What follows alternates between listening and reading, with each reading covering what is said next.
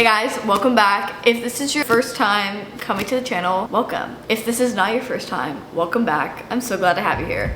So today we're gonna go through my January book recap. That's probably the most I've ever read in a month.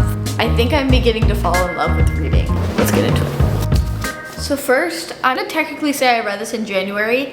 I did start reading it in December, but I finished it in January. So we're gonna throw this into the January recap. This is The Summer Girl by Elle Kennedy. I really like Elle Kennedy, and I first fell in love with her writing with The Good Girl Complex, which is technically a series where this is technically the second book. All the books can be read as standalone. They're all intertwined. They all have characters, and it kind of just takes place in this beach town with a group of friends, and each book kind of focuses on a different friend in this friend group, and there's 3 books. This dove into a character called Tate, so if you've read Good Girl Complex, Tate's in it, you kind of understand what kind of person he is. He is a playboy, but you know, every time he breaks things off with a girl, they have nothing bad to say about him. So he's actually like the sweetest guy ever, he just doesn't date. And this girl, Cassie, who grew up in Avalon Bay, goes back because her grandparents owned this old hotel. This girl bought the hotel, refurbishing it and just restoring it, and they're gonna do a grand opening. So she's going back for the summer, but she hasn't lived there since her parents got divorced. That's when she was 10 years old, and Cassie is turning 21 in the series.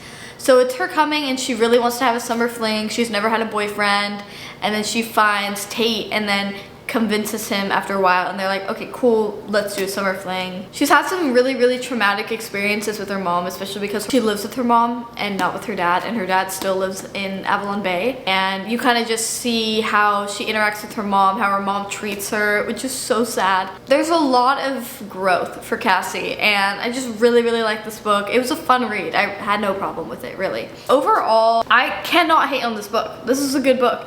It was just like a fun book, so I don't know if I would read it again necessarily, but I really like this. And I will say it has a little bit of spice. If you just kind of look up where the scenes are, you can easily skip all of it. It would be just as enjoyable.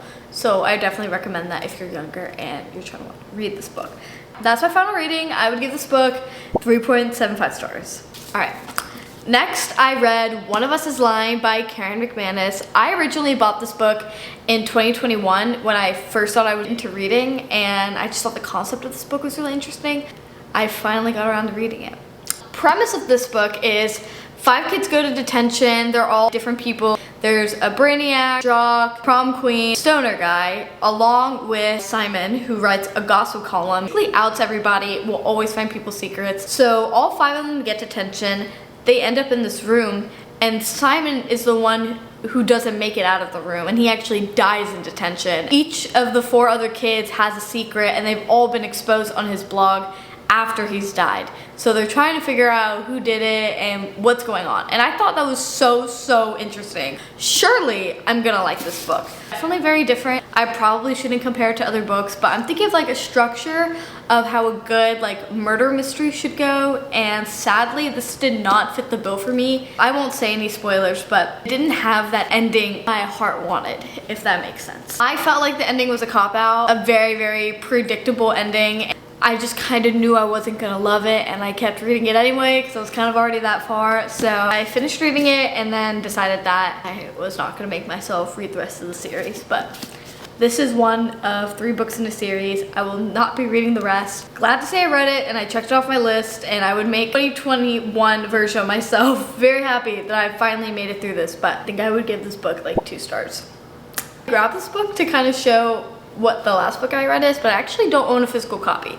I just pulled the blue book up. For my 3rd book that I read in January, I read The House Made by Frida McFadden. I absolutely loved it. I cannot recommend this book enough. It's kind of slow to start, but you also have to think, I started this book right after One of Us is Lying, and I was just craving reading a really good book, and I was kind of scared of investing so much into another book that was not gonna do it for me. And then eventually, I think I read it in 3 days. Oh my gosh, I loved it. They did the plot twist so good. Like, what I was wanting in One of Us is Lying is exactly what The Housemaid gave me. About a girl who you don't know that much about until like a little bit in, so I'm not gonna spoil it. But she gets hired to be a housemaid for this family, and then she slowly starts realizing that like everybody in this family has secrets. But she's living with these people, and these people are scary. And she lives in the attic, and it has a lock on the outside of the door, and she's just a little bit scared. But this is the only job that she can get. I don't think this is a spoiler because it literally says it in the first chapter, but she's living out of her car, so she like desperately needs a job. So she takes it as soon as they offer it to her, and she just kind of puts up with it because it's the only job she's gonna get within her current state. There's so many plot twists that like hit, and I was like, okay, cool, that's it. And then they just kept hitting, and then I actually didn't know what was gonna happen until I read the epilogue. There was even more plot twists. So I 100% recommend this book to anybody who likes a good psychological thriller. I'm a huge fan. One of my favorite movies is Split. If you've not seen it, it's a psychological thriller. I'm gonna rate this 5 stars. Take my word for it. This book was so good. Thank you so much for watching. I'm so glad if you've made it this far.